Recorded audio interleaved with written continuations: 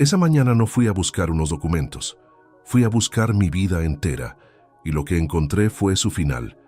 En 30 segundos, 22 años se convirtieron en ceniza. Antes de continuar, suscríbete y activa la campanita, porque cada día publicamos nuevas historias. Deja tu like y cuéntanos en los comentarios desde qué ciudad y país nos ves. Hay fechas que el cuerpo no olvida, aunque la mente intente borrarlas. El martes, 7 de marzo de 2023, es una de esas fechas. No porque fuera un día extraordinario en apariencia. Era gris, frío, con ese viento seco que barre las calles de Zaragoza en invierno tardío, sino porque fue el día en que mi vida se partió en dos mitades tan distintas que cuesta creer que pertenecen al mismo hombre. Me llamo Rodrigo Fuentes Navarro, tengo 54 años, soy ingeniero civil senior en una consultora de infraestructuras con sede en el centro de Zaragoza, donde llevo trabajando 22 años. No soy un hombre de muchas palabras en el día a día. Soy de los que llegan pronto a la oficina, revisan los planos 2 veces antes de firmar y prefieren los hechos a las suposiciones.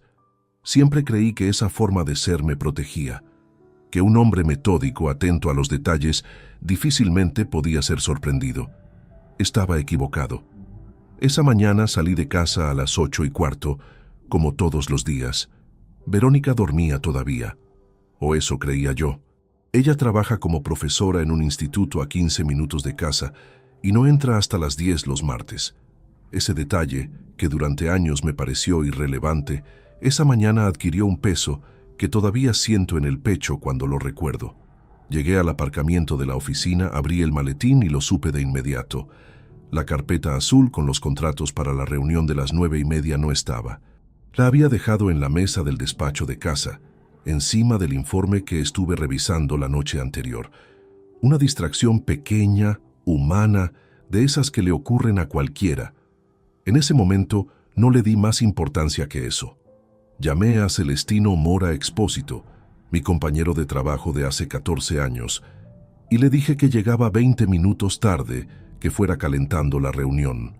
Celestino tiene 56 años, el mismo sentido del humor seco de siempre, y simplemente respondió: «Tranquilo, que aquí el café tampoco está listo».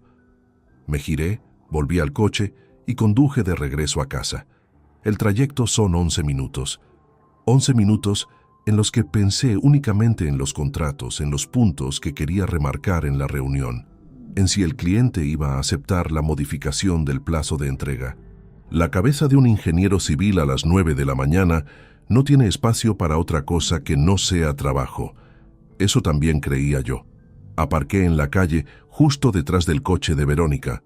Su Seat gris seguía en la plaza cubierta, lo que tenía sentido. Todavía no eran las 9, no tenía por qué haber salido. Saqué la llave de casa del llavero despacio, casi por inercia, sin ningún pensamiento particular. Abrí la puerta con cuidado porque pensé que quizás seguía dormida y no quería despertarla. El recibidor estaba en penumbra.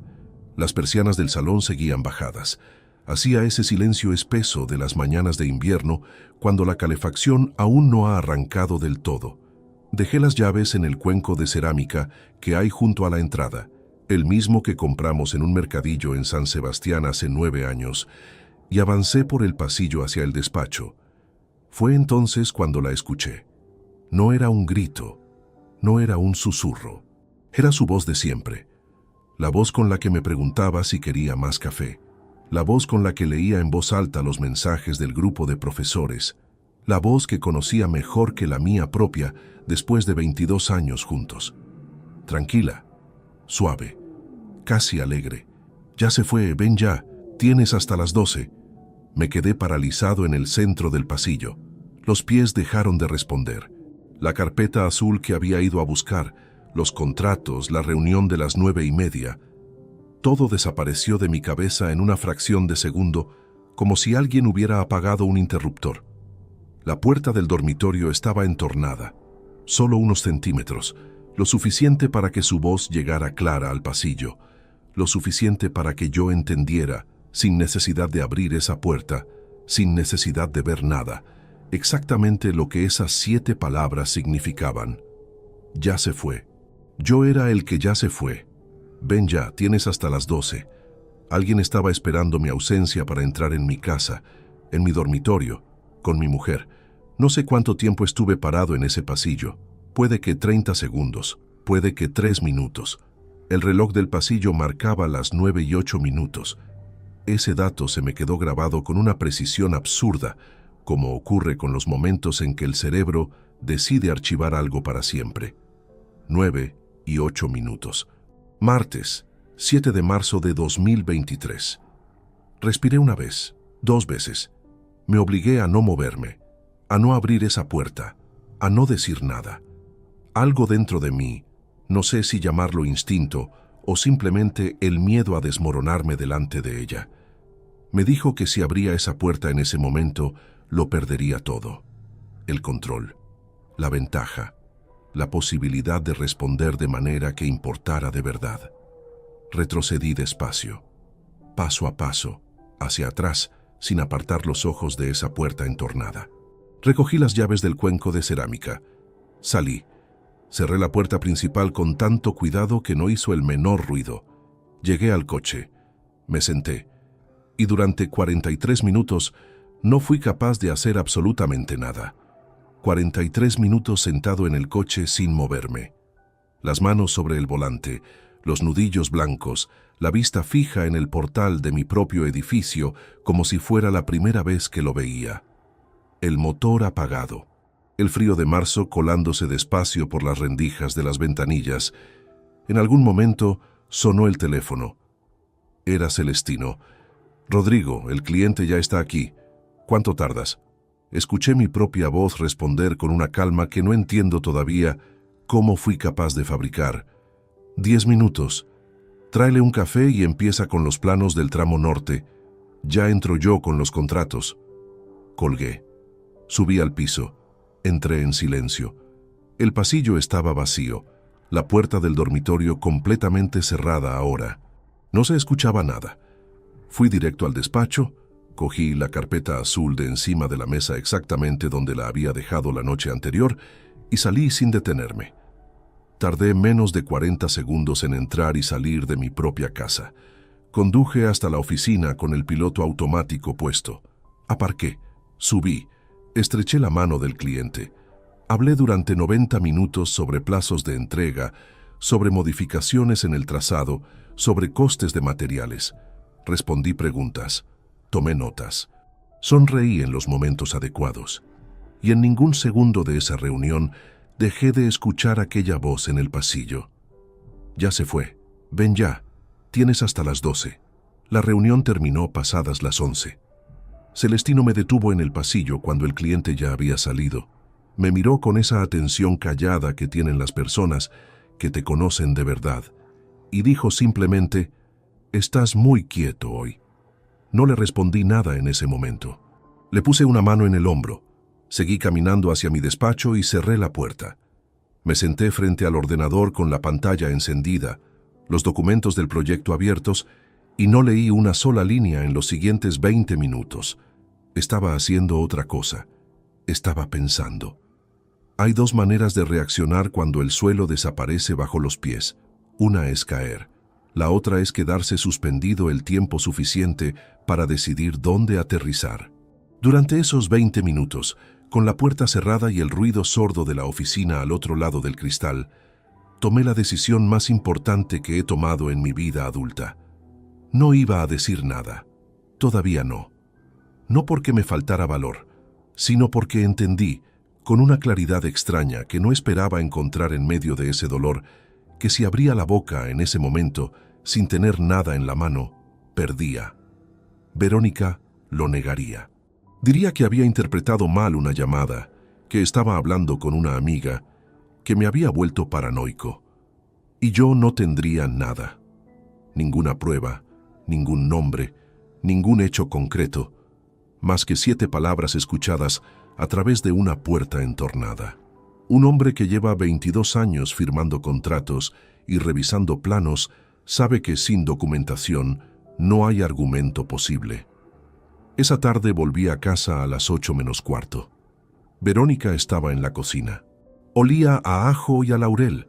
Había hecho lentejas, uno de esos gestos domésticos tan cotidianos que durante años interpreté como normalidad y que esa noche me produjeron una náusea sorda que tuve que disimular con toda la concentración que me quedaba. «Llegas a tiempo», dijo sin girarse, removiendo el puchero.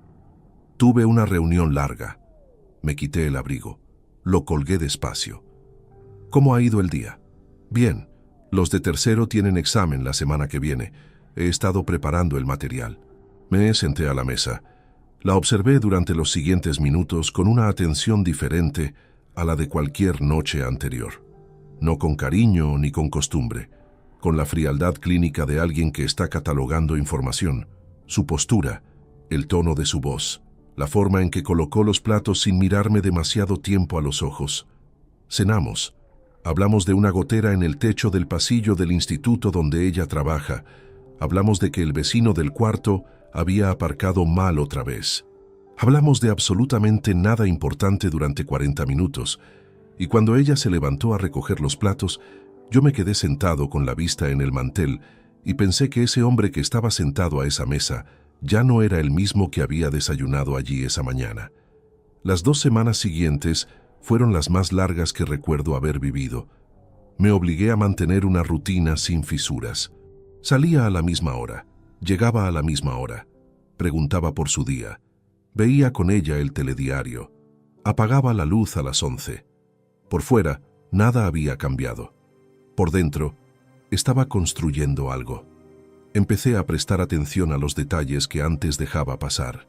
Los sábados por la mañana en que Verónica salía a ver a Lourdes, una compañera del instituto, y volvía 2 horas después, con el móvil en el bolso y esa expresión ligeramente distendida que yo había leído como cansancio y que ahora leía de otra manera. La costumbre reciente de dejar el teléfono siempre boca abajo sobre la mesilla. Un cargo de 84 euros en la cuenta corriente conjunta de un restaurante, en el que yo nunca había estado y que, cuando busqué la dirección, quedaba a 4 kilómetros de casa. 84 euros. Un martes por la tarde de octubre de 2022. Yo ese día estaba en una visita de obra en Huesca. Cada dato nuevo era un peso más, no de los que aplastan, sino de los que obligan a mantenerse erguido para no derrumbarse antes de tiempo. A los 17 días de aquella mañana en el pasillo, llamé a Celestino. Le pedí que tomáramos algo después del trabajo, en el bar de siempre, lejos de la oficina. Cuando nos sentamos y el camarero dejó las cañas sobre la mesa, Celestino me miró y dijo: «Llevas semanas con esa cara. Dime». No le conté todo. Le conté lo suficiente. Le dije que necesitaba el nombre de un abogado de confianza, alguien discreto, especializado en familia, sin preguntas innecesarias, sin que el asunto saliera de esa mesa. Celestino no hizo ningún gesto dramático. Bebió un sorbo, dejó el vaso con calma y respondió: «Damaso Ríos Caballero. Llevo su tarjeta en la cartera desde que me ayudó con lo de mi hermano hace 3 años. Es buena persona y mejor profesional». Cogí la tarjeta, la guardé en el bolsillo interior de la chaqueta y por primera vez en 17 días sentí que el suelo volvía a estar bajo mis pies, no porque el dolor hubiera disminuido, sino porque había dejado de caer y había empezado a moverse. Llamé a Damaso Ríos Caballero al día siguiente, a las 10 de la mañana, desde el coche aparcado frente a la oficina. No quería hacer esa llamada desde dentro del edificio, ni desde casa, ni desde ningún lugar donde alguien pudiera escuchar, aunque fuera media frase. Damaso atendió al segundo tono, voz reposada, sin el exceso de cordialidad de quien intenta vender algo. Le dije que Celestino Mora me había dado su contacto, que necesitaba una consulta discreta sobre derecho de familia. Hubo una pausa breve antes de que respondiera. «Esta semana tengo un hueco el jueves a las 6 de la tarde. Si le va bien, nos vemos en el despacho». Me fue bien. Hasta el jueves pasaron 4 días. 4 días en los que seguí levantándome a la misma hora, desayunando en la misma cocina, conduciendo por las mismas calles, pero algo había cambiado en la manera en que miraba las cosas. Era como si alguien hubiera subido la resolución de todo lo que me rodeaba. Los detalles que antes eran fondo, ahora eran primer plano, y lo que encontré al mirarlos con esa nueva claridad fue mucho peor de lo que esperaba. Empecé por el principio, no por el presente, sino por el punto exacto en que, mirando hacia atrás, algo dejó de cuadrar. Fue en enero de 2021. Yo acababa de cerrar el contrato más importante de mi carrera, una obra de ampliación de una carretera secundaria en el sur de Aragón, valorada en 3.400.000 euros. 3 años de gestiones, de reuniones, de informes técnicos. Cuando firmamos, llegué a casa con una botella de vino que había guardado para una ocasión así, y Verónica me recibió con una sonrisa que en ese momento interpreté como alegría compartida. Ahora, revisando ese recuerdo con otros ojos, lo que veía era distracción, una mujer que estaba físicamente presente pero mentalmente en otro sitio, que llenó las copas, brindó, dijo «enhorabuena» con la entonación correcta, y acto seguido miró el teléfono con la excusa de apagar una alarma. 4 meses después de esa noche, en mayo de 2021, comenzó la relación que Nemesio documentaría 2 años más tarde con fechas y fotografías. Yo, en ese mismo mes de mayo, estaba en plena fase de inicio de obra, con jornadas de 12 horas y fines de semana sobre el terreno. Ausente, completamente ausente, aunque dormía en la misma cama. Ese fue el primero de los patrones que identifiqué. El segundo llegó al recordar los sábados. Verónica siempre había sido sociable. Quedadas con compañeras del instituto, comidas familiares, algún curso de cerámica que hizo durante 1 año y medio. Yo nunca le pregunté demasiado porque nunca tuve motivos para hacerlo, pero al reconstruir los últimos 2 años con precisión, me di cuenta de que los sábados por la mañana habían adquirido una regularidad casi mecánica. Cada 2 semanas, sin falta. Siempre con Lourdes, siempre por el centro, siempre de vuelta antes de las 2. Lourdes Cañizares Trillo, profesora de lengua en el mismo instituto. 48 años, casada, 2 hijos. La conocía de vista, de alguna cena de fin de curso a la que Verónica me había llevado los primeros años. Una mujer discreta, de pocas palabras. Lo que no sabía entonces, y descubriría más adelante, era que Lourdes llevaba al menos 1 año cubriendo a Verónica con coartadas que nunca nadie le pidió que justificara, porque nunca nadie tuvo razones para dudar. El tercer patrón fue el teléfono. No el hecho de que lo dejara boca abajo. Eso podría tener 1000 explicaciones inocentes, sino la reacción cuando alguna vez, por accidente, yo lo rozaba o lo movía sin querer. Una tensión instantánea, breve, controlada, pero presente. Una mano que se extendía con demasiada rapidez, una frase que llegaba medio segundo antes de lo natural. Lo cojo yo que espero un mensaje del instituto. Pequeñas correcciones de trayectoria que en su momento interpreté como costumbre y que ahora reconocía como lo que eran. El cuarto patrón me costó más encontrarlo porque implicaba revisar algo que no quería revisar. En octubre de 2022, Verónica fue a una jornada de formación pedagógica en Pamplona. 4 días. Yo la llevé al aeropuerto, le di un beso de despedida en la terminal de salidas y volví a casa sin pensar nada en particular. Esos 4 días los recuerdo como una semana tranquila. Comí en la oficina, quedé una noche con Celestino, dormí sin despertador. Lo que no revisé entonces, y que ahora examinaba con un peso frío en el estómago, era la factura de 44 euros de un parking privado en Pamplona que apareció en la cuenta conjunta el 16 de octubre. Verónica había dicho que el hotel estaba a 10 minutos del centro de congresos y que todo lo había pagado el instituto. Ningún parking, ningún coche. Ella había viajado en avión. Ese cargo de 44 euros pertenecía a alguien, y ese alguien había aparcado en Pamplona mientras Verónica estaba en Pamplona. Busqué el extracto bancario de octubre de 2022 aquella misma noche, encerrado en el despacho de casa con la puerta cerrada, mientras ella veía una serie en el salón. El cargo estaba ahí, entre una compra en una farmacia y el recibo del seguro del coche. 44 euros. Parking Casco Antiguo Pamplona. 16 de octubre de 2022. Duración, 2 días. Lo fotografié con el móvil.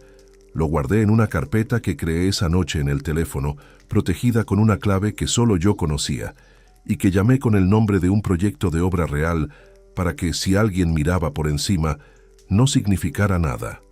El jueves llegó. Me presenté en el despacho de Dámaso Ríos Caballero a las 6:05.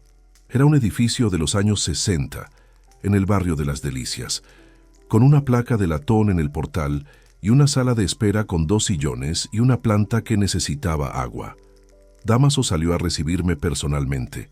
52 años, complexión media, traje oscuro sin corbata, apretón de manos firme, el tipo de hombre que no necesita impresionar porque sabe exactamente lo que vale. Nos sentamos.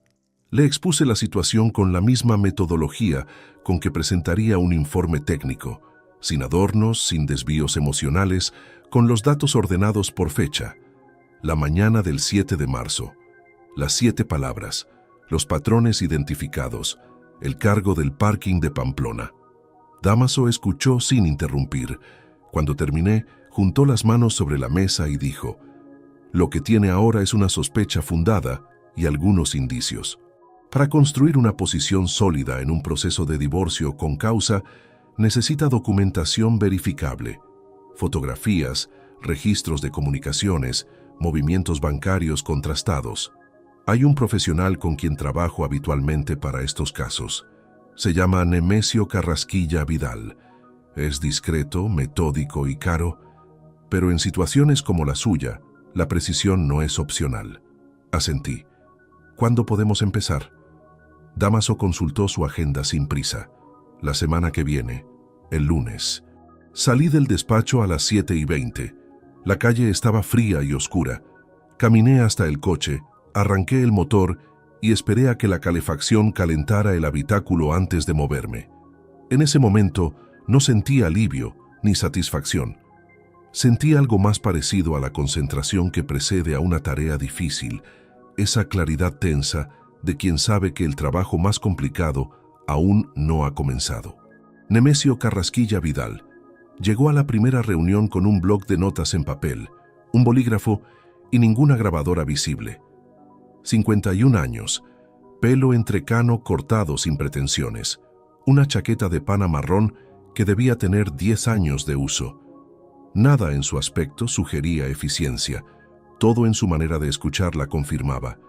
Nos reunimos los tres, Dámaso, Nemesio y yo, en el despacho del abogado el lunes 17 de abril de 2023. Llevaba 40 días cargando con aquello solo. 40 días de rutina perfecta, de cenas tranquilas, de buenas noches pronunciadas con una voz que no temblaba. 40 días en que nadie, ni Verónica ni nadie en la oficina, había notado que algo fundamental había cambiado en mí. Expuse todo de nuevo, esta vez con los documentos que había reunido por mi cuenta. El extracto del parking de Pamplona, 3 capturas de cargos en la cuenta conjunta que no reconocía y las fechas aproximadas de los sábados en que Verónica había salido con la excusa de ver a Lourdes. Nemesio lo anotó todo sin comentarios, con esa concentración tranquila de quien ha escuchado historias similares suficientes veces como para no escandalizarse, pero las suficientes pocas como para no volverse insensible. Al final de la reunión, cerró el bloc y dijo: «Necesito entre 3 y 5 semanas, no más.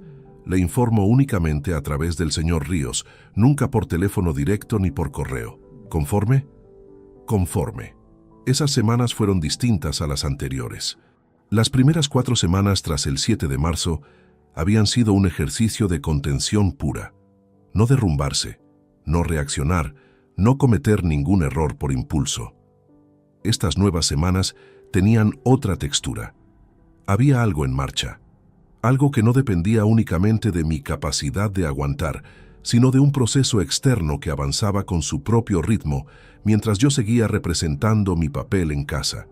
Y el papel se fue volviendo cada vez más exigente.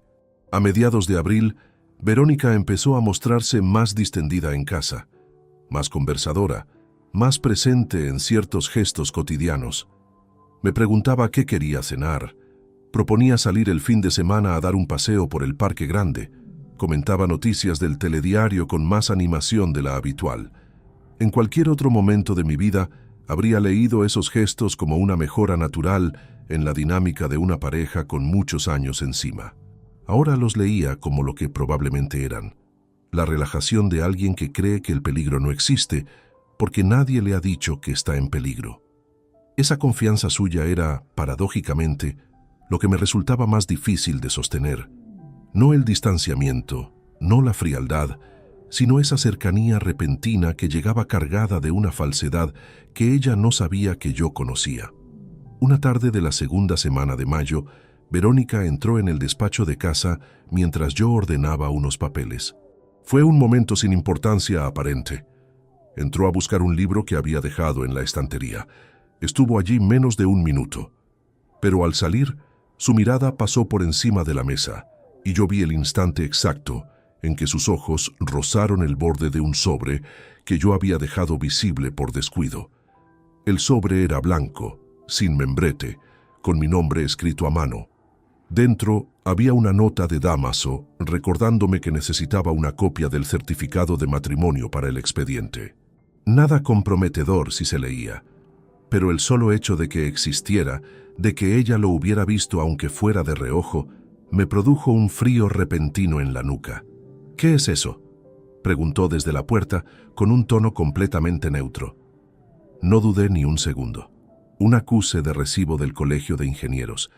Hay que renovar la colegiación este año. Están mandando todo en papel todavía.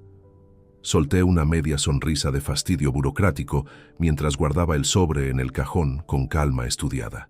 Ella asintió, cogió el libro y salió. Me quedé sentado con la mano todavía sobre el cajón cerrado, sintiendo el pulso en las yemas de los dedos. Respiré despacio hasta que se normalizó. Después, trasladé toda la documentación relacionada con Dámaso y Nemesio a una carpeta física que guardé en el maletín de trabajo, que Verónica nunca tocaba. A partir de esa noche, nada que tuviera que ver con el proceso volvió a pisar la casa. El informe de Nemesio llegó a manos de Dámaso el martes 11 de julio de 2023. Dámaso me llamó al móvil a las 11 de la mañana con una sola frase: «Tenemos material. Venga cuando pueda esta tarde». Fui a las 5:30. Nemesio estaba presente. Sobre la mesa una carpeta de cartón gris con el nombre de un número de expediente. Ningún nombre real visible desde fuera. Dámaso la abrió y me la dejó delante sin adelantarme nada. Tardé 19 minutos en leer el contenido completo. Informe narrativo de 22 páginas, acompañado de un anexo fotográfico y un registro de fechas y localizaciones.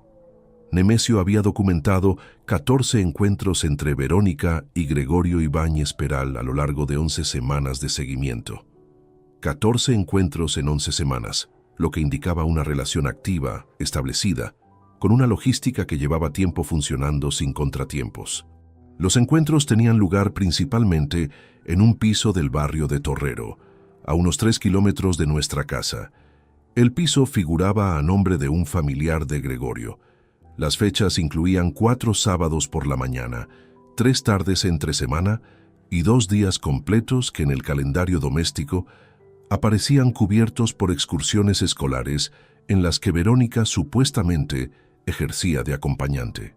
La relación, según la reconstrucción cronológica que Nemesio había elaborado cruzando los datos del seguimiento con los indicios que yo le había proporcionado, llevaba activa desde mayo de 2021. 26 meses antes del inicio del seguimiento, 26 meses en que yo había dormido en la misma habitación, compartido la misma mesa y creído estar construyendo algo junto a una persona que llevaba más de 2 años construyendo otra vida en paralelo. Cuando terminé de leer, cerré la carpeta con cuidado, como si el gesto brusco pudiera romper algo que ya estaba roto desde hacía mucho. Dámaso y Nemesio me observaron en silencio. No lloré, no golpeé la mesa, no dije nada durante casi un minuto entero. Después levanté la vista hacia Dámaso y pregunté con una calma que me sorprendió a mí mismo: ¿y los movimientos bancarios? Dámaso abrió una segunda carpeta.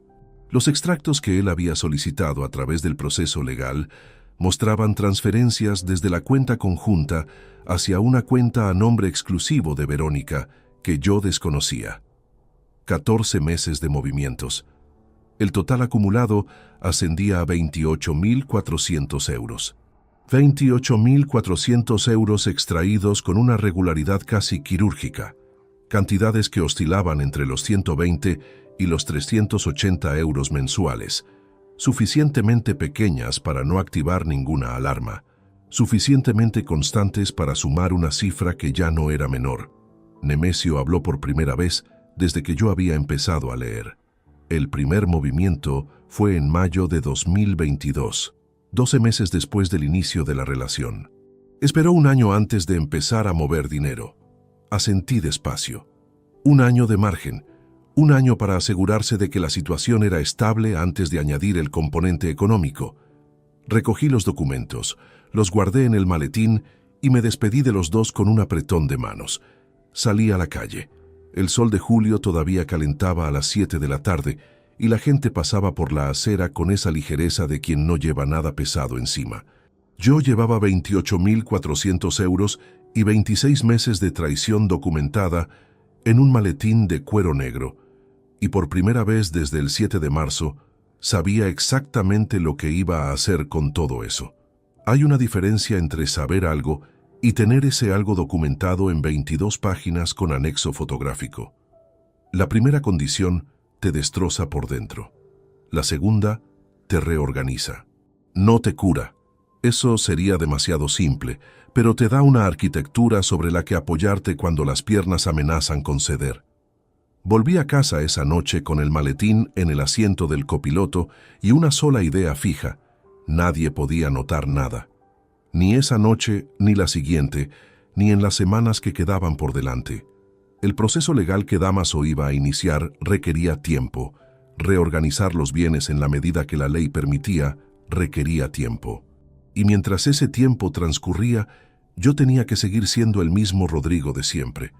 El que llegaba a las 8, cenaba a las 9, apagaba la luz a las 11. Aparqué. Cogí el maletín, subí. Verónica estaba en el salón con las piernas recogidas en el sofá, una manta por encima y una serie en la televisión que yo nunca había visto. Levantó la vista cuando entré y dijo: «Hay sobras de la cena en el microondas. 2 minutos». «Perfecto. Ahora mismo». Calenté la cena. Me senté a la mesa de la cocina. Comí. Recogí el plato. Todo eso lo hice con la misma conciencia minuciosa de quien sabe que está siendo observado, aunque nadie le esté mirando directamente. No por paranoia, sino por disciplina. Una sola grieta en el comportamiento, una sola noche de silencio excesivo o de tensión mal disimulada, podía alertar a una mujer que llevaba más de 2 años gestionando una mentira con considerable habilidad.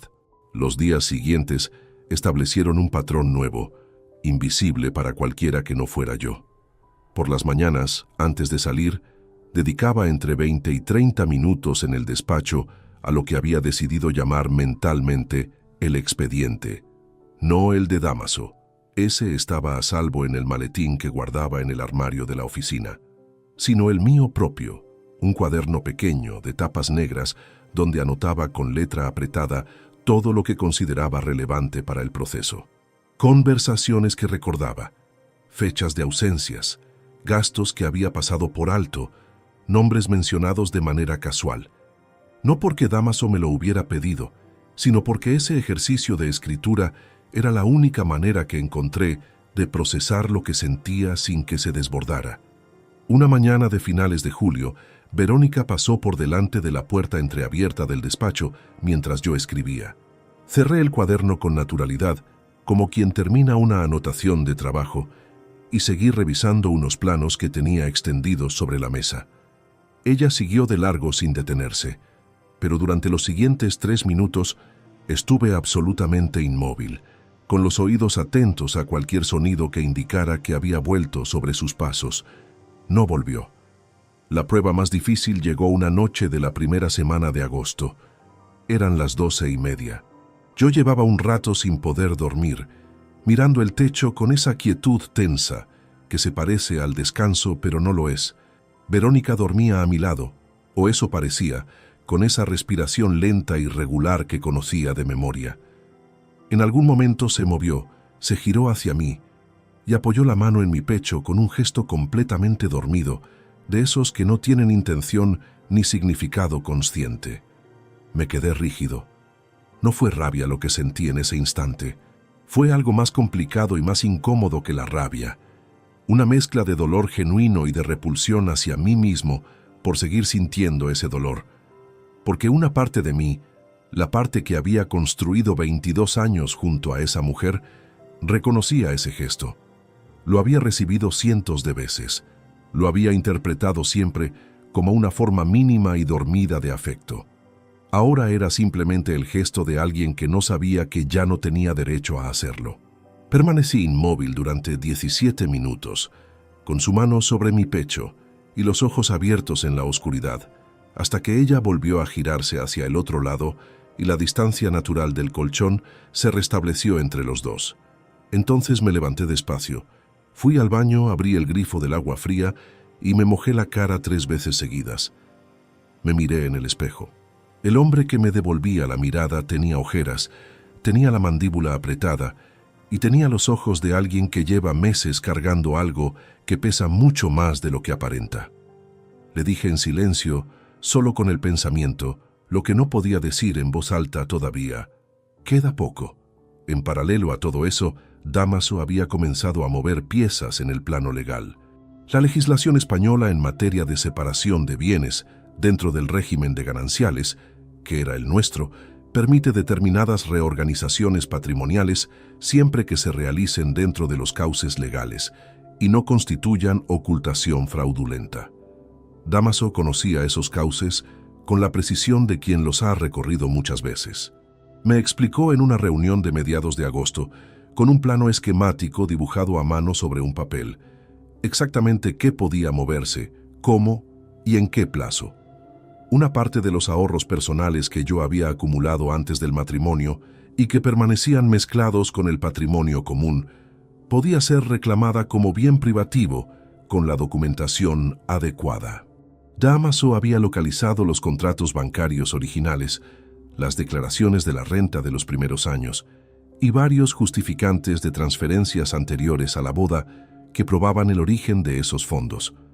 El importe recuperable ascendía a 46.000 euros que, en un proceso de liquidación de gananciales, pasarían a mi columna de forma incuestionable.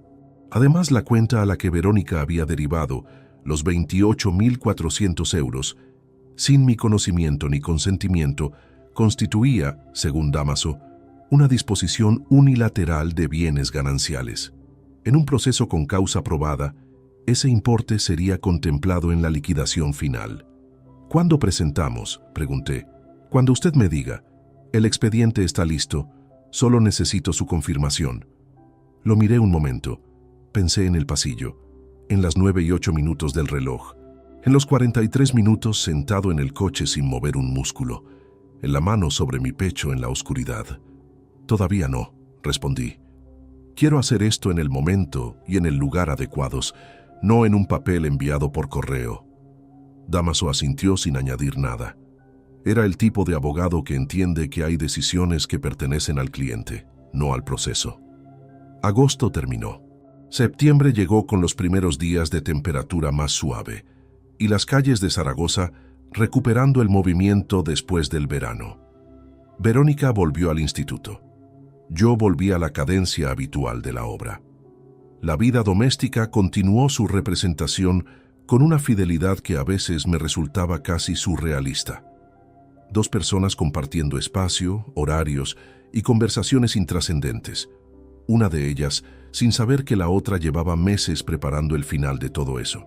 Una tarde, mientras recogía el correo en el buzón del portal, me encontré con Gregorio Ibáñez en el ascensor. 46 años, complexión ancha, pelo oscuro con algunas canas en las sienes, una bolsa de deporte en la mano. Vivía 3 pisos más arriba desde hacía 4 años. Nos habíamos cruzado docenas de veces en ese mismo ascensor, en el aparcamiento, en la puerta del edificio. Siempre un saludo breve, ninguna conversación real. Esa tarde Me saludó igual que siempre. «Buenas tardes». «Buenas», respondí. El ascensor subió en silencio. Él bajó en el cuarto. Yo continué hasta el sexto. Entré en casa, dejé el correo sobre la mesa de la entrada y permanecí un momento quieto en el recibidor con el sonido del ascensor bajando de nuevo al fondo del hueco. No sentí rabia hacia él en ese instante. Sentí algo más frío y más sutil que la rabia.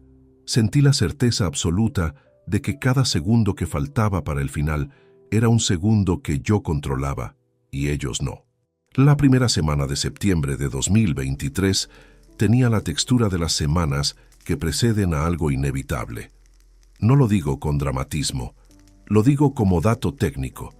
Había un punto de no retorno aproximándose y yo lo sentía con la misma claridad con que un ingeniero siente el momento en que una estructura ha alcanzado su carga máxima.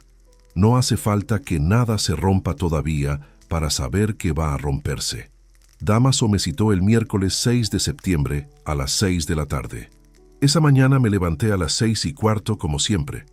Desayuné de pie junto a la encimera de la cocina mientras Verónica dormía todavía y conduje hasta la obra de Huesca donde teníamos una inspección de fase programada. Pasé 6 horas revisando armaduras, tomando medidas, firmando albaranes. El trabajo tiene esa virtud extraña. Te obliga a estar presente aunque una parte de ti esté en otro sitio completamente distinto. A las 4:30 estaba de vuelta en Zaragoza. Aparqué frente al despacho de Dámaso con 20 minutos de antelación y esperé en el coche sin encender la radio. Cuando entré, Dámaso tenía sobre la mesa 2 carpetas. Una era la que ya conocía, el expediente de Nemesio con el informe y las fotografías. La otra era nueva, más gruesa, con una serie de documentos impresos con membrete bancario y varias hojas de cálculo con columnas de cifras. Se sentó, me señaló la silla frente a él y empezó sin preámbulos. He completado el análisis patrimonial. Quiero que entienda la situación completa antes de que decidamos el momento del confronto. Lo que expuso en los siguientes 40 minutos fue una radiografía de 22 años de economía compartida con una claridad que resultaba casi brutal. El piso donde vivíamos, adquirido en 2004 por 216.000 euros, con hipoteca cancelada en 2019. El valor actual de mercado estimado por un tasador independiente que Dámaso había consultado, 342.000 euros. Una plaza de garaje aneja valorada en 16.000 euros. Una cuenta de ahorro conjunta con un saldo en ese momento de 41.300 euros. Y mi plan de pensiones privado, contratado antes del matrimonio, con un valor acumulado de 83.000 euros que Dámaso había documentado como bien privativo con los justificantes de origen. Frente a ese inventario, los 28.400 euros que Verónica había derivado hacia su cuenta particular adquirían una dimensión diferente. No eran solo una traición económica menor, eran una extracción sistemática y premeditada de un patrimonio común, realizada con plena conciencia y durante 14 meses consecutivos. En un proceso de divorcio con causa probada, explicó Dámaso, la disposición unilateral de bienes gananciales puede ser considerada como un perjuicio patrimonial al cónyuge perjudicado. El juez tiene margen para compensarlo en la liquidación. No es automático, pero con esta documentación la posición de usted es sólida. Asentí. ¿Y el piso? Liquidación por mitades, en principio, pero la compensación por los 28.400 puede aplicarse sobre su parte de la diferencia. En números redondos, usted saldría de ese proceso con una posición notablemente más favorable de lo que ella espera. Hubo un momento en esa reunión que no esperaba. Dámaso dejó de hablar de cifras, juntó las manos sobre la mesa y me miró de una manera diferente a la de las reuniones anteriores. No como abogado a cliente, como un hombre a otro. Rodrigo, llevo 27 años en esto. He visto situaciones como la suya más veces de las que quisiera. Hay algo que le digo a todos los que se sientan donde usted está sentado ahora. El proceso legal va a funcionar. La documentación es buena, los argumentos son sólidos y usted ha hecho todo correctamente desde el primer día. Pero ningún proceso legal le devuelve los años, ni las noches, ni la versión de usted mismo que existía antes del 7 de marzo. No respondí de inmediato. Lo sé, dije al fin. Solo quería asegurarme de que lo sabía antes de dar el paso final. Cogí las carpetas, las guardé en el maletín y me levanté. En la puerta me giré un momento. ¿Cuándo está todo listo para proceder? Puedo tenerlo preparado para la semana que viene. Usted elige el momento. Esa noche, de vuelta en casa, ocurrió algo que no había anticipado. Cené solo porque Verónica llegó tarde. Una reunión de departamento en el instituto que se había alargado, según dijo por mensaje, a las 8 menos cuarto. Calenté unas sobras, comí despacio, recogí. A las 10 estaba en el despacho revisando unos planos de la obra de Huesca cuando escuché la llave en la cerradura. Verónica entró con ese cansancio genuino que tienen los profesores al final de un día largo. El bolso colgado en un solo hombro, el pelo ligeramente deshecho, los zapatos de tacón bajo que se quitó nada más cruzar la puerta. Asomó la cabeza al despacho. ¿Has cenado? Sí. Hay sobras si quieres. Luego. Voy a ducharme primero. Se fue por el pasillo. Escuché el agua correr. Me quedé mirando los planos sin verlos durante varios minutos, con el lápiz inmóvil entre los dedos. Pensé en enero de 2001. Habíamos terminado de pagar el piso ese año, 2 meses antes de lo previsto, y lo celebramos con una cena en un restaurante del casco histórico que ya no existe. Era invierno, hacía frío, y ella llevaba un abrigo verde que nunca más volvió a ponerse, y que durante años seguí viendo colgado en el armario como una especie de reliquia menor de algo que entonces era real. Esa noche en el restaurante, mientras esperábamos el postre, me había cogido la mano encima de la mesa y dicho: «Hemos construido algo, Rodrigo». Sin más contexto, sin necesidad de más contexto. «Sí», le había respondido yo, y lo creía. El agua de la ducha dejó de correr. Escuché pasos por el pasillo, el sonido del armario del dormitorio abriéndose y cerrándose, y después silencio. Cerré los planos. Apagué el flexo del despacho. Me quedé un momento en la oscuridad de esa habitación que conocía de memoria. La posición exacta de cada mueble, el crujido específico del tercer cajón, el olor a papel y a madera vieja que tenía desde que la instalamos hace 12 años. Todo eso iba a desaparecer de mi vida cotidiana. No de golpe, sino de la manera más definitiva posible, por decisión propia, con documentación en regla y sin posibilidad de marcha atrás. Al día siguiente llamé a Dámaso a las 9 de la mañana. «El lunes de la semana que viene», le dije, en su despacho. «Cite a Verónica con algún pretexto relacionado con documentación del piso. Algo que suene administrativo y aburrido, que no levante ninguna alarma. Yo llego 10 minutos antes». Dámaso no preguntó si estaba seguro. Los dos sabíamos que esa pregunta llevaba semanas respondida. «El lunes 18 de septiembre a las 5 de la tarde», confirmó. «El lunes 18 de septiembre a las 5 de la tarde», repetí. Colgué. Guardé el teléfono en el bolsillo y por primera vez en 6 meses sentí que el peso que llevaba encima no había desaparecido, pero había encontrado por fin el lugar exacto donde depositarlo. Los días que separaban esa llamada del lunes 18 de septiembre eran 9. 9 días que sobre el papel parecían pocos y que en la práctica tenían la densidad de algo mucho más largo. No porque ocurriera nada extraordinario, precisamente porque no ocurrió nada extraordinario. La vida doméstica continuó con su ritmo habitual, y esa normalidad que durante meses había sido mi escudo, en esos últimos días se convirtió en algo parecido a una cuenta atrás silenciosa que solo yo escuchaba. El jueves por la tarde, Verónica llegó a casa con una energía particular. Había estado en una reunión con la dirección del instituto y al parecer habían aprobado un proyecto de actividades extracurriculares que ella llevaba meses intentando sacar adelante. Lo contó mientras preparaba la cena, con ese entusiasmo concreto que tiene la gente cuando algo profesional les sale bien después de mucho esfuerzo. La escuché, asentí en los momentos adecuados. Pregunté un par de cosas sobre el proyecto para que la conversación tuviera la textura correcta. Y en algún punto de esa cena, mientras ella hablaba de presupuestos y de fechas de implementación, tuve un pensamiento que no esperaba, que esa mujer que tenía delante era, en muchos aspectos, exactamente la misma persona con quien me había casado 22 años atrás. Inteligente, organizada, capaz de sostener con convicción las cosas en las que creía, que esas mismas cualidades las hubiera aplicado durante 2 años y medio a construir y mantener una mentira, no simplificaba nada.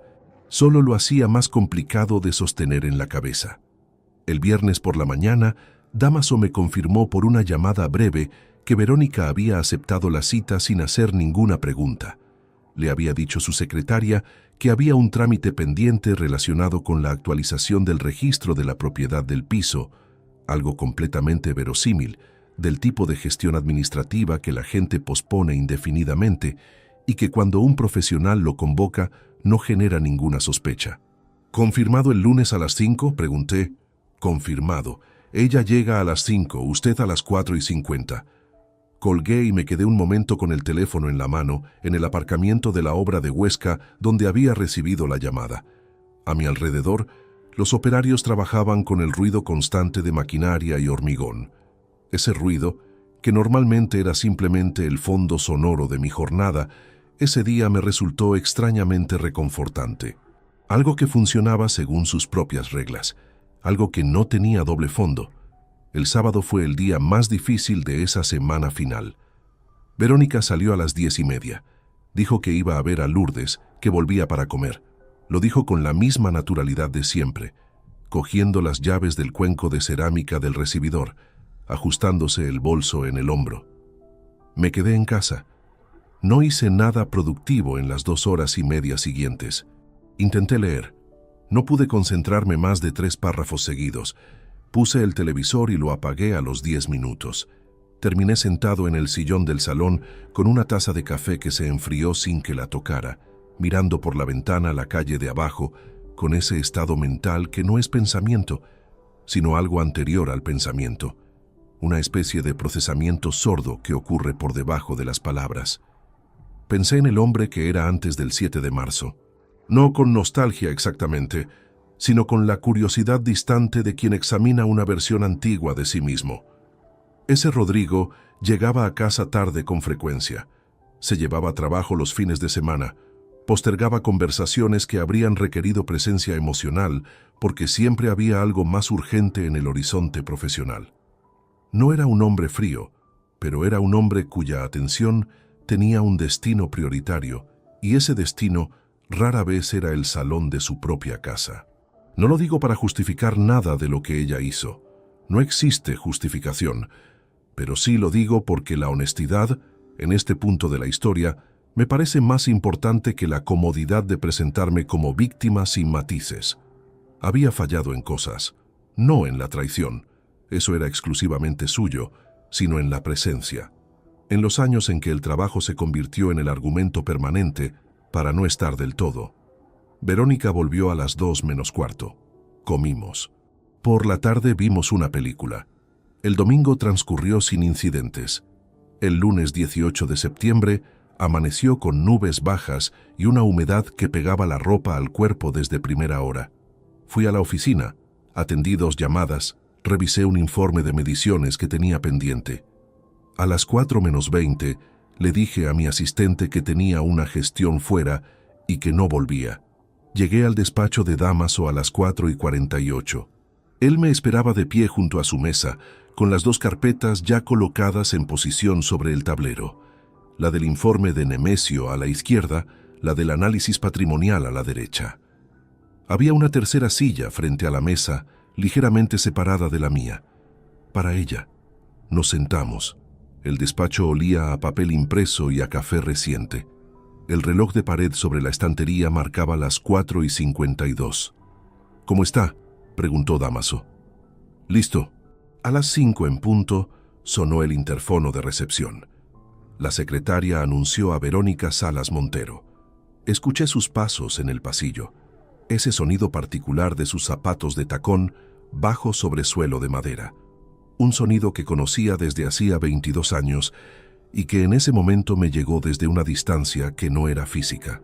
La puerta se abrió. Verónica entró con el bolso cruzado al pecho, una chaqueta beige sobre una blusa oscura, el pelo recogido de la manera en que lo llevaba los días de trabajo.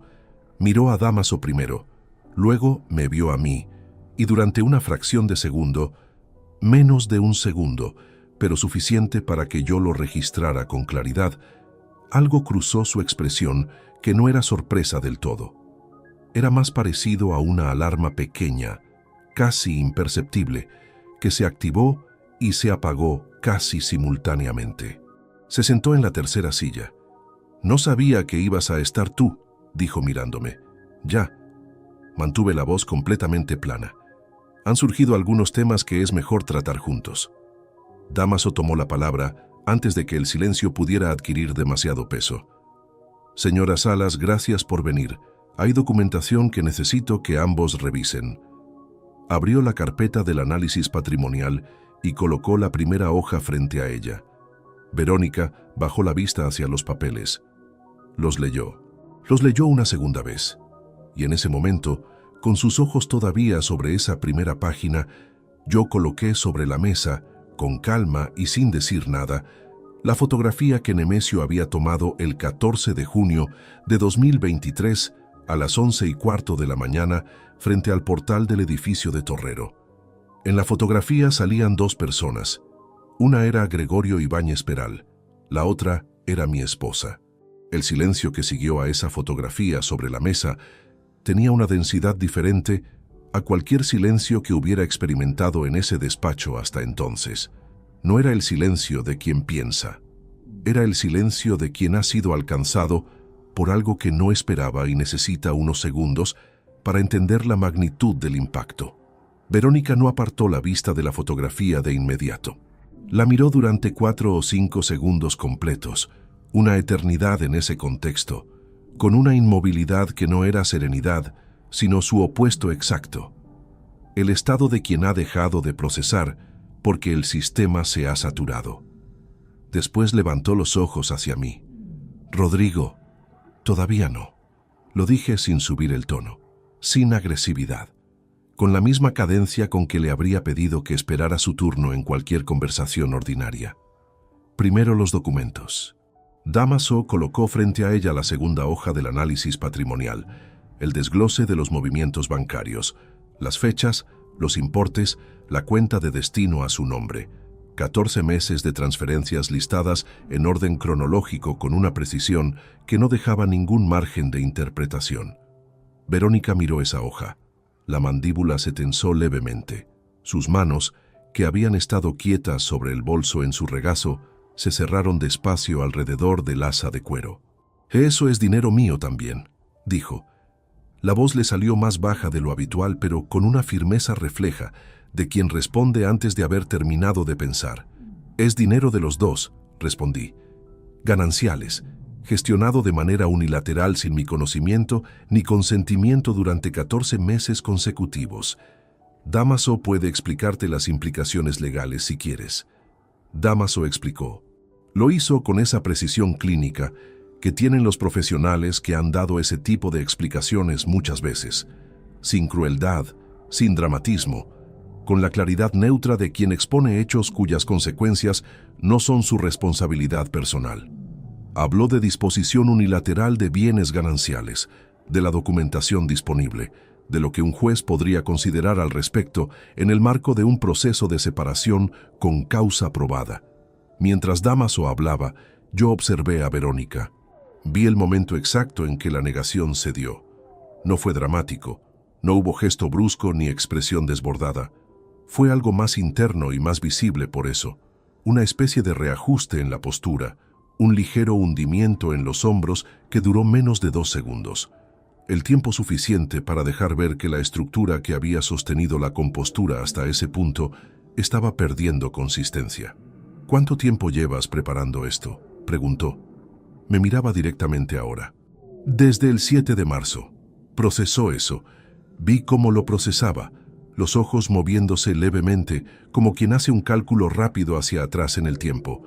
6 meses y 11 días de convivencia normal, cenas, conversaciones, el abrazo en la cocina, la película del domingo. Todo eso mientras yo sabía. No lo puedo creer, dijo, pero el tono ya no era de negación. Era algo más parecido al reconocimiento involuntario. Hay 22 páginas de informe, anexo fotográfico y 14 meses de extractos bancarios sobre esa mesa, respondí. No hace falta que lo creas. Está documentado. Lo que vino después tuvo 3 fases distintas y las recuerdo con una claridad que el tiempo no ha difuminado.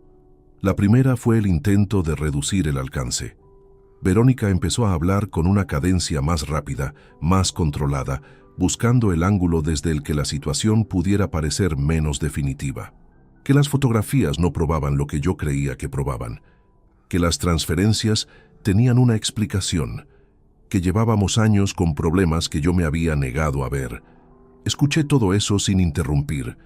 No porque me afectara, sino porque dejarla hablar era parte de dejar que la situación se desarrollara a su propio ritmo. Cada argumento que ella ponía sobre la mesa era un argumento que Dámaso podía responder con documentación concreta, y eso era exactamente lo que ocurrió. La segunda fase fue la rabia. Llegó cuando quedó claro que los argumentos no funcionaban. No fue una explosión. Verónica no era una mujer de explosiones. Fue una rabia contenida, más peligrosa en cierto sentido porque tenía filo. Me dijo que había convertido nuestra vida en una operación, que la había espiado, que había contratado a un desconocido para seguirla por la calle. Sí, respondí, porque no tenía otra manera de saber la verdad, y necesitaba la verdad para tomar decisiones con criterio. ¿Qué criterio? ¿El de humillarme en el despacho de un abogado? ¿El de no firmar un divorcio sin saber exactamente lo que había ocurrido y lo que me había costado económicamente? Hubo un silencio después de eso. Dámaso, que había permanecido discretamente fuera del intercambio durante esos minutos, colocó sobre la mesa la propuesta de acuerdo que había preparado. 2 folios con los términos de la separación, redactados con la precisión que requería la situación y con la firmeza que justificaba la documentación disponible. La tercera fase fue la más difícil de ver, no porque me generara duda, eso ya no era posible en ese punto, sino porque había algo en esa tercera fase que pertenecía a lo humano de una manera que ningún documento podía reducir a cifras. Verónica cogió los 2 folios. Los leyó despacio. Los leyó una segunda vez, y cuando los dejó sobre la mesa y levantó la vista, lo que había en su expresión ya no era rabia ni argumento. Era algo más desnudo que todo eso, un agotamiento que venía de más adentro que el cansancio de esa tarde. ¿No había ninguna otra manera de hacer esto?, preguntó. La voz completamente distinta a la de los minutos anteriores. La pregunta era real, no era táctica ni manipulación, era una pregunta real, y por eso la respondí con la misma honestidad. Si hubiera sido honesta en algún momento de estos 2 años y medio, sí, habría habido otra manera. Hice una pausa. Pero no lo fuiste, ni una sola vez. No respondió a eso. Dámaso le indicó que tenía un plazo de 10 días para revisar el acuerdo con su propio abogado antes de proceder formalmente. Le entregó una copia de los documentos en un sobre cerrado. La reunión había durado 54 minutos. Verónica se levantó, recogió el bolso, se colocó la chaqueta que se había quitado en algún momento de la segunda fase sin que yo lo hubiera notado. Caminó hacia la puerta. En el umbral se detuvo un momento, de espaldas a los 2. No se giró. Simplemente se quedó parada un instante con la mano en el marco, como si hubiera querido decir algo más y hubiera decidido no hacerlo. Después salió. Escuché sus pasos alejarse por el pasillo de madera, el sonido del ascensor abriéndose y cerrándose, y luego, nada. Dámaso recogió los documentos que habían quedado sobre la mesa en silencio. Cuando terminó, me miró con esa expresión reposada que tenía en los momentos en que no era necesario decir nada. Yo cogí el maletín, me levanté y le estreché la mano. «Gracias», dije. «Ha sido un proceso bien llevado», respondió. «De principio a fin». Salí a la calle. Las nubes de la mañana se habían disipado y quedaba todavía algo de luz en el horizonte, sobre los tejados del barrio. Caminé hasta el coche despacio, sin prisa, con las manos en los bolsillos del abrigo y el ruido de la ciudad al fondo, como un telón de fondo que no tenía nada que ver con lo que acababa de ocurrir ahí dentro. Los 10 días que Dámaso le había dado a Verónica para revisar el acuerdo con su propio abogado transcurrieron con una lentitud particular. No la lentitud de la espera impaciente, sino la de quien ha completado la parte más exigente de una tarea y ahora debe dejar que el proceso siga su curso sin interferir. Volví a casa esa misma noche del lunes 18 de septiembre y dormí en el cuarto de invitados por primera vez en 22 años de matrimonio. Sin explicaciones, sin conversación previa. Simplemente cogí una muda del armario del dormitorio mientras Verónica estaba en el baño y me instalé al otro lado del pasillo con la misma naturalidad con que se ejecuta una decisión que ya no tiene marcha atrás. Ella no dijo nada esa noche, ni la siguiente. El miércoles por la mañana me encontré su taza de café sola en la encimera cuando bajé a desayunar. Ella ya había salido. Sobre la mesa había una nota escrita a mano en un papel de bloc, su letra apretada y regular de siempre. He llamado a un abogado, se llama Fortunato Espejo Bravo, hablará con Dámaso. Doblé el papel, lo guardé en el bolsillo. Desayuné. Fortunato Espejo Bravo contactó a Dámaso el jueves. Según me explicó Dámaso en una llamada breve esa misma tarde, el abogado de Verónica había revisado la documentación y había solicitado 3 días adicionales para estudiar el caso con detenimiento. Dámaso los concedió sin objeción. Esa clase de petición era estándar, y negarla no habría acelerado nada, solo habría añadido fricción innecesaria a un proceso que ya tenía todo a su favor. Durante esos días, Verónica y yo compartimos el piso con una cortesía mínima y sin conversaciones reales. Nos cruzábamos en la cocina, en el pasillo, a veces en el salón si alguno de los dos había olvidado algo. Intercambiábamos frases funcionales. Si había correo, si faltaba algo en la nevera, si el fontanero había llamado por la gotera del baño. Nada más. Era una convivencia que se parecía a vivir en una pensión donde los dos huéspedes se conocen de vista, pero no tienen ningún vínculo que los obligue a hablar. Había algo extrañamente manejable en eso. Más manejable, desde luego, que los 6 meses anteriores de normalidad fingida. El lunes 1 de octubre, Fortunato Espejo llamó a Dámaso para comunicar que Verónica aceptaba los términos del acuerdo con 2 modificaciones menores sobre los plazos de liquidación del inmueble. Dámaso me llamó a las 12:30 para informarme. ¿Son aceptables las modificaciones?, pregunté. Son cosméticas, no afectan al fondo del acuerdo ni a las compensaciones establecidas. Mi recomendación es aceptarlas. Adelante entonces. El proceso formal de separación se presentó ante el juzgado de familia correspondiente en Zaragoza el martes 17 de octubre de 2023. Dámaso gestionó la presentación sin que yo tuviera que estar presente ese día específico. En esa fase inicial, la presencia física de ambas partes no era requerida. Yo estaba en una visita de obra en las afueras de la ciudad cuando recibí el mensaje de confirmación de Dámaso. Presentado. A partir de aquí, los plazos corren solos. Lo que siguió fue un proceso que duró 5 meses y medio, con la cadencia burocrática propia de los juzgados españoles. Pausas largas entre actuaciones, plazos que se cumplen con exactitud pero sin urgencia, documentación que viaja entre despachos con una lentitud que contrasta con la intensidad emocional de lo que representa. Hubo una vista en enero de 2024. Asistí con Dámaso. Verónica llegó con Fortunato Espejo Bravo, un hombre de unos 55 años, complexión delgada, traje gris, que llevaba el caso con profesionalidad, pero sin recursos reales frente a la solidez del expediente que Dámaso había construido. La vista duró 40 minutos. El juez, un hombre de unos 60 años llamado Gonzalo Arrieta Peñas, revisó la documentación con atención visible y aplazó la resolución para febrero. La resolución llegó el jueves 22 de febrero de 2024. Dámaso me la leyó por teléfono antes de enviarme el documento completo. La separación se declaraba con causa probada. La disposición unilateral de los 28.400 euros era reconocida como perjuicio patrimonial al cónyuge perjudicado y compensada íntegramente en la liquidación de gananciales. El plan de pensiones de origen privativo quedaba excluido del reparto. El valor de la vivienda habitual, tasado en 342.000 euros más 16.000 de la plaza de garaje, se liquidaba por mitades, con la compensación de los 28.400 euros aplicada sobre la parte de Verónica. En números concretos, yo salía del matrimonio con mi plan de pensiones íntegro, 83.000 euros recuperados sin reparto, con 193.200 euros de la liquidación del inmueble, una vez aplicada la compensación, y con los 41.300 euros de la cuenta de ahorro conjunta, distribuidos en proporción favorable.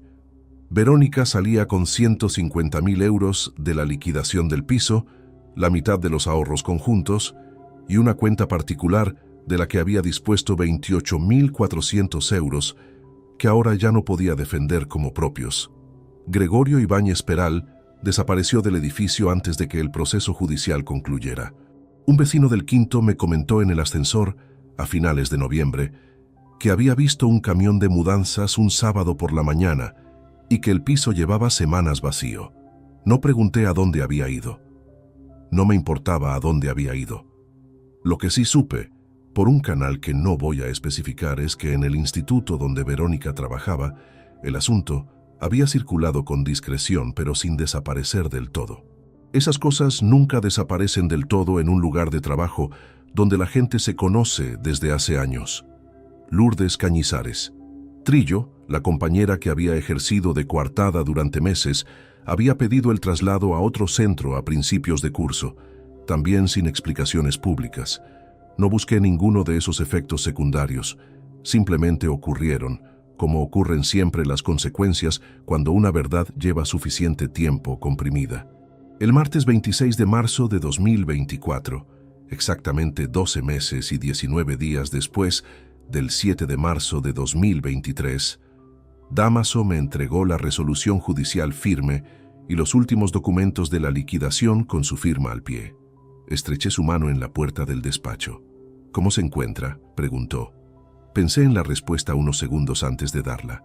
«Como alguien que ha terminado una obra muy larga», dije al fin, «con todo lo que eso implica». Dámaso asintió. Había algo en esa respuesta que no requería más desarrollo, y los dos lo sabíamos. Bajé las escaleras del edificio, salí a la calle y caminé hasta el coche con la carpeta de documentos bajo el brazo. El mes de marzo en Zaragoza tenía esa luz particular de transición, ni el frío seco del invierno ni el calor todavía, sino algo intermedio que no se parece a ninguna otra estación, una luz que ilumina sin calentar del todo. Me quedé un momento de pie junto al coche, con la llave en la mano, mirando la fachada del edificio de los años 60 con su placa de latón en el portal. 12 meses atrás había entrado en ese mismo edificio con una sospecha y sin nada más. Salía ahora con una resolución judicial, la dignidad intacta y la certeza de que cada decisión tomada en ese año había sido la correcta. No era poco, pero tampoco era todo lo que una vez había creído tener. Me mudé el primer fin de semana de abril de 2024. No fue una mudanza grande. 22 años de vida compartida generan una acumulación de objetos que, cuando llega el momento de dividirlos, resulta imposible de separar con precisión. Decidí no intentarlo. Cogí la ropa, los libros que eran exclusivamente míos, el equipo de trabajo, algunos objetos del despacho y una caja con fotografías de mi familia de origen. El resto lo dejé. No por generosidad, sino porque cargar con la mitad física de una vida que ya no existía me parecía una forma innecesaria de prolongar algo que necesitaba terminar de manera limpia. El apartamento que alquilé estaba en el barrio de San José. Tercera planta, 82 metros cuadrados, ventanas orientadas al este, 2 habitaciones, una cocina separada del salón, un baño con azulejos blancos que necesitaban rejuntado. 740 euros al mes. Lo elegí por sus condiciones objetivas, precio, ubicación, luminosidad, con la misma metodología con que elegiría cualquier cosa que requiriera criterio técnico y no implicación emocional. La primera noche dormí en un colchón sobre el suelo porque la cama de IKEA que había encargado no llegaba hasta el martes. Me desperté a las 4 de la madrugada con el techo desconocido encima y tardé varios segundos en recordar dónde estaba. Ese desfase duró más de lo que esperaba.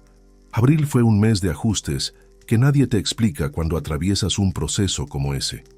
La logística de vivir solo después de más de 2 décadas tiene una curva de aprendizaje que parece ridícula desde fuera y que por dentro ocupa más espacio mental del que debería. Aprender a comprar para uno, cocinar en cantidades que no sobren, gestionar el silencio de las noches sin que el silencio se convierta en algo que hay que combatir activamente. No era soledad exactamente, era algo más específico. La ausencia de la textura sonora de otra persona en el mismo espacio. El ruido de fondo que genera una convivencia larga y que uno no registra conscientemente hasta que desaparece. El sonido de la televisión encendida en otro cuarto. Los pasos sobre el parqué. El agua corriendo en el baño a las 7 de la mañana. Algunos días esa ausencia era simplemente una ausencia. Otros días pesaba. Lo más honesto que puedo decir sobre esas primeras semanas en el apartamento de San José es que la victoria legal, que era real, que estaba documentada, que había requerido un año de esfuerzo sostenido, no llenaba esos huecos. Y sería deshonesto pretender que lo hacía. Hubo una noche de mediados de abril que recuerdo con una claridad desproporcionada respecto a lo que ocurrió en ella. Era miércoles. Había llegado tarde de la obra. Eran casi las 10. Y me había preparado algo rápido en la cocina sin ganas de invertir más tiempo en eso. Estaba sentado en el salón con el plato en la mano y la televisión encendida en un canal de noticias que no estaba siguiendo, cuando de repente no pude seguir comiendo. No fue tristeza exactamente. Fue algo más parecido a la fatiga acumulada de un año entero de tensión sostenida que de pronto, en ese miércoles de abril completamente ordinario, decidí presentar su factura. Me quedé con el tenedor en el aire durante un momento, después lo apoyé en el borde del plato, apagué la televisión y me quedé sentado en el silencio del apartamento nuevo durante un tiempo que no me di. Pensé en cosas sin orden particular. En la primera casa que Verónica y yo habíamos alquilado al casarnos, un piso diminuto en el barrio de La Magdalena, con una calefacción que tardaba 20 minutos en arrancar, y una ventana de la cocina que daba a un patio interior donde siempre había ropa tendida de los vecinos. Pensé en un viaje a Lisboa que hicimos el tercer año de matrimonio, en un hotel pequeño cerca del Tajo, donde el desayuno llegaba tarde y frío, y nos parecía bien de todas formas. Pensé en tardes de domingo sin nada especial que justificara recordarlas, que sin embargo habían formado la textura real de 2 décadas de vida compartida. No lloraba, no era eso. Era algo anterior al llanto, esa zona donde el dolor ya ha perdido su filo agudo y se ha convertido en algo más sordo y más permanente. En mayo llamé a Celestino para quedar a tomar algo después del trabajo. Hacía semanas que nuestras conversaciones habían sido solo profesionales, obra, plazos, clientes, y Celestino, con el tacto que tienen las personas que conocen el momento exacto en que hay que no decir nada y el momento en que hay que decirlo todo, había dejado el espacio sin presionarlo. Nos sentamos en el mismo bar de siempre, con las mismas cañas de siempre, y Celestino me preguntó directamente cómo estaba.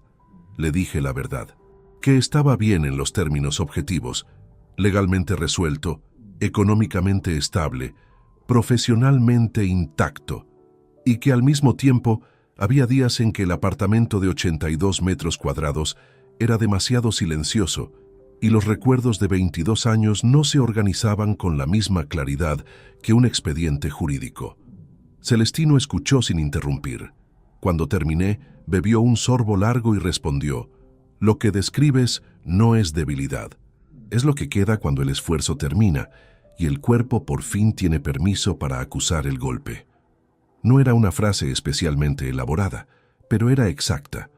Hubo algo que tardé semanas en poder formular con claridad y que, sin embargo, había estado presente desde el principio, incómodo y necesario a la vez.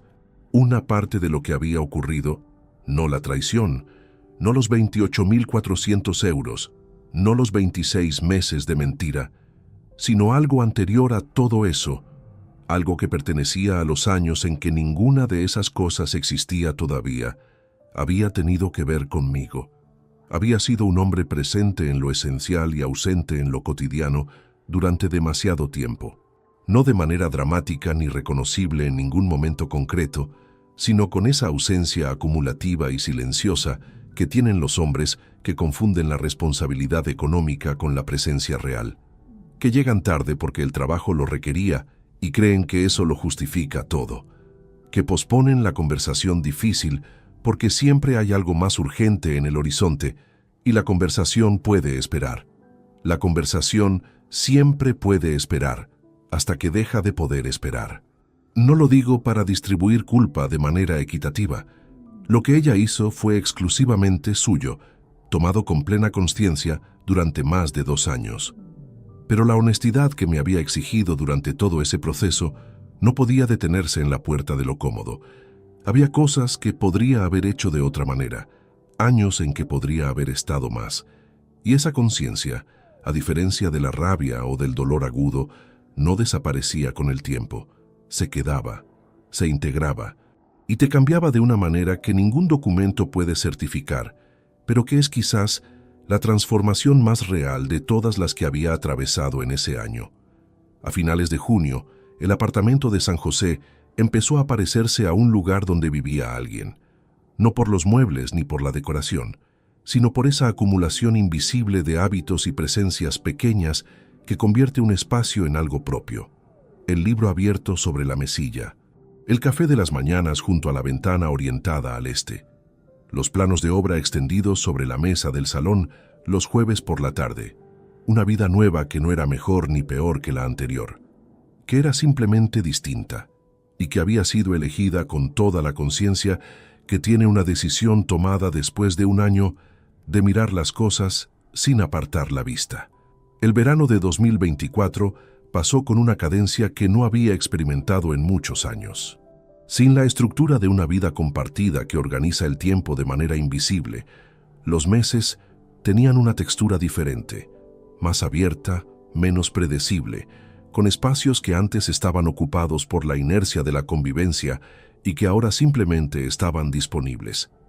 Aprendí a usar esa disponibilidad sin sentir que debía justificarla.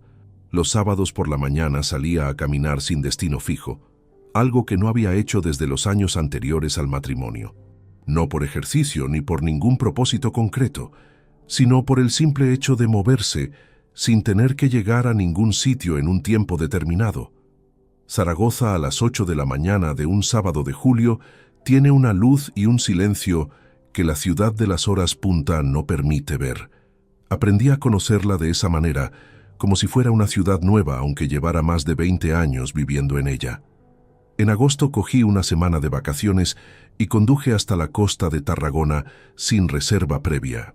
Encontré una pensión en un pueblo pequeño a 20 kilómetros de la capital, con una terraza que daba al mar y un propietario de unos 70 años llamado Amadeo, que servía el desayuno tarde y no hacía preguntas. Estuve 7 días sin abrir el ordenador, sin revisar correos de obra, sin hablar de plazos ni de presupuestos. Dormí más horas seguidas que en los últimos 2 años. No fue felicidad exactamente. Fue algo más parecido al silencio interior, que llega cuando el ruido de fondo lleva suficiente tiempo apagado.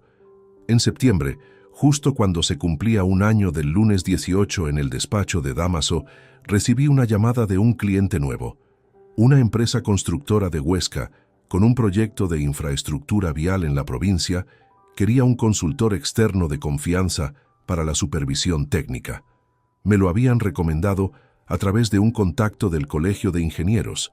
El proyecto tenía una duración estimada de 18 meses y un presupuesto de ejecución de 2.800.000 euros. Pedí los detalles técnicos por escrito antes de responder. Los revisé durante 2 días con la atención que el proyecto merecía. No con prisa ni con la ansiedad del que necesita llenarse de trabajo para no pensar en otras cosas, sino con el criterio sereno de un profesional que sabe exactamente lo que puede aportar y lo que no. Acepté. Hubo algo en esa decisión, pequeño, difícil de explicar, que se pareció a cerrar un ciclo. No el ciclo del matrimonio ni el del proceso legal, sino el ciclo de un hombre que durante demasiado tiempo había definido su valor casi exclusivamente por su capacidad de producir, y que ahora volvía al trabajo desde un lugar diferente. Desde la elección, no desde la obligación. Un sábado de octubre quedé con Celestino para desayunar en una cafetería del centro que habíamos descubierto el año anterior y que se había convertido en el lugar habitual de esas conversaciones que no tienen orden del día, pero que dicen más que las que sí lo tienen. Celestino llegó puntual, como siempre. Pidió un café con leche y una tostada con tomate. Yo pedí lo mismo. Nos sentamos junto a la ventana con la calle de fondo y el ruido amortiguado del sábado por la mañana, filtrándose a través del cristal. Hablamos del proyecto nuevo de Huesca, de una reforma que Celestino estaba considerando en su casa de Calatayud, de un libro que él había leído en verano y que me recomendó con esa convicción moderada que tienen las personas que no exageran sus entusiasmos. Hablamos de cosas concretas, tangibles, pertenecientes al presente. En ningún momento de ese desayuno mencioné a Verónica. No porque el tema fuera tabú ni porque hubiera una decisión consciente de evitarlo, sino porque genuinamente no fue necesario. El pasado estaba en su lugar, documentado, resuelto, integrado, y el presente tenía suficiente contenido propio como para no necesitar referencias constantes a lo que ya había terminado. Eso, comprendí mientras terminaba el café, era quizás la señal más real de que algo había cambiado de verdad. Hay cosas que solo se ven con claridad cuando el tiempo ha puesto suficiente distancia entre el momento y la persona que lo vivió. Una de ellas es esta. El hombre que entró en esa casa a las 9:08 de un martes de marzo de 2023 y se quedó paralizado en el pasillo al escuchar 7 palabras no era un hombre débil. Era un hombre que llevaba 22 años construyendo sobre una base que creía sólida y que en ese instante descubrió que parte de esa base había sido falsa durante más tiempo del que quería calcular. Lo que hizo después de ese pasillo no fue venganza. La palabra venganza implica una reacción emocional que dicta las decisiones, y lo que yo hice fue exactamente lo contrario: contener la reacción emocional para que las decisiones pudieran ser tomadas con criterio. Hay una diferencia entre los dos que no siempre resulta visible desde fuera, pero que por dentro es la diferencia entre destruirse y construirse. También aprendí algo sobre mí mismo que no esperaba encontrar en ese proceso, que la frialdad con que gestioné esos meses no era ausencia de sentimiento. Era la única forma que conocía de proteger los sentimientos suficiente tiempo como para que no me destruyeran antes de que pudiera actuar con eficacia. El ingeniero que hay en mí y el hombre que hay en mí no son tan distintos como a veces creo. Los dos necesitan que la estructura aguante para que lo que viene después tenga donde apoyarse. Volví al apartamento ese sábado de octubre pasado el mediodía. Dejé las llaves en la pequeña bandeja de cerámica que había puesto junto a la entrada, sin que nadie me lo sugiriera, sin ningún propósito simbólico, simplemente porque era el lugar más práctico. Era distinta a la del piso anterior, más pequeña, de un azul oscuro que había elegido en un mercadillo del barrio una mañana de mayo sin pensarlo demasiado. Me quité el abrigo, lo colgué. Fui a la cocina, llené un vaso de agua y me quedé un momento apoyado en la encimera, mirando por la ventana el patio interior, donde un árbol que no sabía nombrar estaba empezando a perder las primeras hojas de otoño. Pensé, sin buscarlo, en la carpeta azul, la que había olvidado aquella mañana, la que había ido a buscar y nunca llegué a necesitar, porque la reunión de las 9:30 quedó sepultada bajo todo lo demás. Seguía en el despacho de la oficina, en el mismo estante donde la había dejado días después, cuando finalmente la devolví sin que nadie preguntara nada. Una carpeta azul con unos contratos que ya estaban firmados hace tiempo. El error más pequeño de mi vida profesional. El único que resultó no ser un error en absoluto. Terminé el vaso de agua. Lo dejé en el fregadero. y seguí con el día. Si esta historia te ha gustado, apóyanos con un like, suscríbete al canal y déjanos tus opiniones en los comentarios. Para escuchar la siguiente historia, haz clic en la caja que aparece a la izquierda. Gracias por acompañarnos.